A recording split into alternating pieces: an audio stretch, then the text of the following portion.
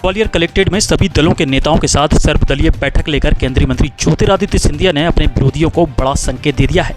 कांग्रेस के राज्यसभा सांसद अशोक सिंह बैठक में मौजूद रहे, लेकिन ग्वालियर सांसद भारत सिंह कुशवाहा की गैर मौजूदगी ने पार्टी में चल रही गुटबाजी को उजागर कर दिया।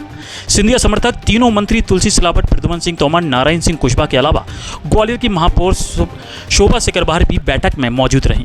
ग्वालियर में सालों से लंबित पड़े विकास कार्यों को लेकर केंद्रीय मंत्री ज्योतिरादित्य सिंधिया के नेतृत्व में स्थानीय मंत्री, विधायकों, पूर्व मंत्रियों और जिले के प्रशासनिक अफसर के साथ हुई इस बैठक में जिले में निर्माणाधीन 18 प्रोजेक्ट्स के क्रियान्वयन पर चर्चा की गई। बता दें कि पिछले 1.5 वर्ष से ग्वालियर से दूर रहे सिंधिया ने आज elevated road, Gwalior railway station, Maharajbada स्थित मल्टीलेवल पार्किंग, शासकीय प्रेस, पीने के पानी की लाइन, शहर के सीवर प्रोजेक्ट, शहर के चारों तरफ बने प्रवेश द्वार, गुना शिवपुरी हाईवे समेत लगभग 18 प्रोजेक्ट पर स्थानीय जनप्रतिनिधियों, नेताओं और प्रशासनिक अमले के साथ गहन चर्चा की। इस चर्चा के दौरान सिंधिया ने लंबित प्रोजेक्ट में हो रही देरी पर चिंता जाहिर की है।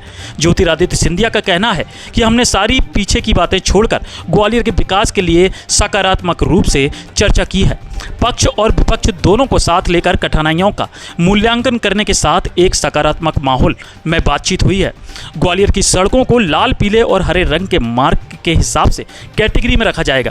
लाल सड़कें बेहद खराब की श्रेणी में रहेंगी, पीली सड़कों को बरसात से खराब होने वाली श्रेणी में रहेंगी, वहीं हरी सड़कों को सही सलामत अवस्था में रखा गया है।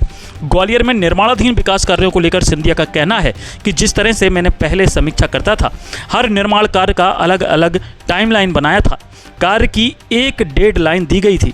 इस तरह से अब सभी विकास कार्यों की समीक्षा के साथ उनके पूर्ण होने की डेडलाइन दी जाएगी। समीक्षा बैठक में पूर्व सांसद विवेक शेजवलकर, पूर्व मंत्री इमरती देवी, विधायक मोहन सिंह राठौर भी मौजूद रहे। है माड़े की गवर्नमेंट प्रेस जो 82% तैयार हो चुकी है और ये अक्टूबर के माह में पूर्ण रूप से तैयार हो जाएगी और फिर हम इसका उद्घाटन भी हम लोग कर पाएंगे। इसी के साथ वो अंडरपास 1000 बिस्तर अस्पताल का अंडरपास की भी कुछ चर्चा हुई और हम लोग ने सबने संयुक्त रूप से इसका कार्य जल्दी शुरू होना चाहिए, इसका संयुक्त रूप से हमने प्रस्ताव भी दे दिया है। प्रस्ताव प्रभारी मंत्री जी को दिया जाएगा। जो सुएज का कार्य है वो नगर निगम करेगी और इसका कार्य भी अगले 15-20 दिन में हम लोग शुरू करने के लिए प्रतिबद्ध हैं। इसी के साथ जो ग्वालियर शहर के लिए 4 एंट्री गेट्स मैंने बनवाए, इसमें से केवल एक गेट पेंडिंग है और वो है किला गेट। वो किला गेट नवंबर के पहले हफ्ते तक पूरी तरह से तैयार हो जाएगा। तो जो भी व्यक्ति ग्वालियर में अब प्रवेश करेगा, सुंदरता के साथ, ग्वालियर के इतिहास और संस्कृति के साथ उसका परिचय होगा। 11वीं योजना है हमारी अम्बेडकर स्मारक और कल मैंने 84 में संपूर्ण निरीक्षण किया, करीब 1 घंटे का। इसमें कई प्रस्ताव आगे आए हैं जो आपके समक्ष में रखना चाहता हूँ।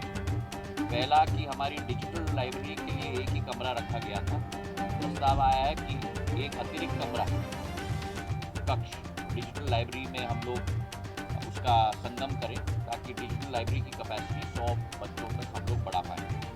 दूसरा, बाबा साहब की मूर्ति जो अभी अंदर की कोर्टयार्ड में बनाने का प्रस्ताव रखा था, सभी का वहाँ मत था।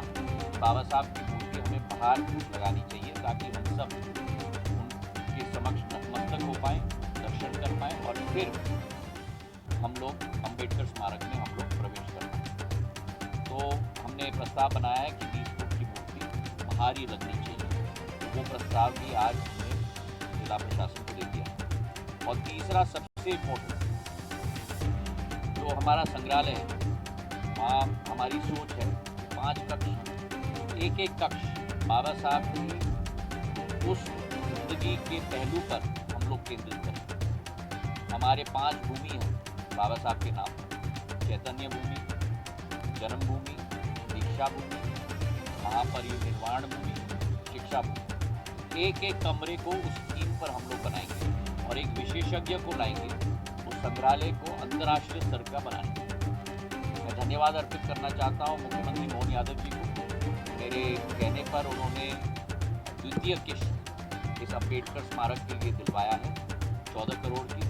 कुल मिलाकर ये 25 करोड़ की योजना होगी जो बाबा साहब की स्मृति में बनाई जाएगी और ये मुख्यमंत्री मोहन यादव जी की दूर दृष्टिकोण और उनका मुद्दार है कि उन्होंने इतने जल्द ये राशि उपलब्ध करवाई। बात जो नारायण सिंह जी ने उठाई थी सब्जी मंडी की, उस पर भी हम लोग चर्चा कर रहे हैं। सब्जी मंडी को हम लोग किस तरीके से आधुनिक बनाए और कहाँ हम लोग बनाए, इस पर भी हमारी चर्चा हुई है। और आखिरी बात रोड्स की सड़कों की स्थिति वाकई में बदहल है और धूल, कल नारायण सिंह जी के साथ मैं प्रवास पे गया था, एक एक कोने में हमने इस पर करीब आधा घंटा चर्चा की और प्रभारी मंत्री जी ने भी इस मुद्दे को उठाया है और ऊर्जा मंत्री जी ने भी, और हमने ये निर्देश दिए हैं कि अगली बैठक में ग्वालियर शहर की सभी रोड्स की वर्तमान स्थिति का जायजा लेकर 3 रंगों में, लाल मतलब बदतर हालत, पीला मतलब जो वर्षा ऋतु के आधार पर थोड़े गड्ढे वड्ढे हो जाते हैं उनकी मरम्मत, और हरा मतलब टिप टॉप कंडीशन। पूरा नक्शा बनना चाहिए पूरे शहर में। और लाल और पीले श्रेणी के रोडों को दो हिस्सों में बांटना है। एक जहाँ सुएज और पानी की पाइपलाइन की प्रॉब्लम है जिसकी वजह से वहाँ कठिनाई है, और दूसरा जहाँ सुएज और पानी की पाइपलाइन की प्रॉब्लम नहीं है लेकिन फिर भी बदतर हालत है, तीव्र गति पर द्वितीय श्रेणी पर हम लोग जल्द से जल्द कार्य कर सकते हैं। और उसी के साथ लाल और पीले श्रेणी के लिए कितने सड़कों के लिए राशि उपलब्ध कराई जा चुकी है मध्य प्रदेश सरकार के द्वारा, नगर निगम के द्वारा, और बाकी रोड के लिए अनुमानित कितनी राशि की